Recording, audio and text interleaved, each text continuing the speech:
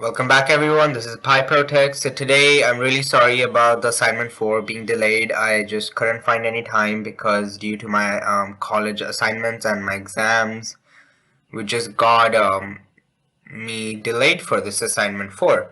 So here it is, people who are doing English language for competitive exams. I cannot guarantee you full marks, I just feel what is accepted for me, the answers which I feel more comfortable with, I have it ticked.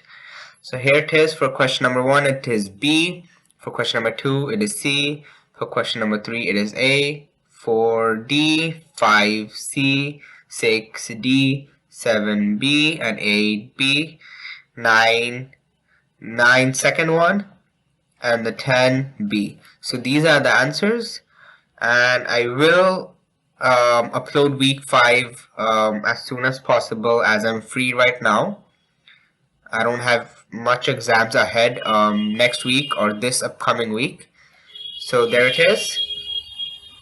So if you haven't subscribed to my channel, just go ahead. If you write PyProTech over here, you will get my channel. So if you haven't subscribed, just go ahead and click the subscribe button, and let's just hit 70 subscribers. That's our first goal as a family. Let's do this.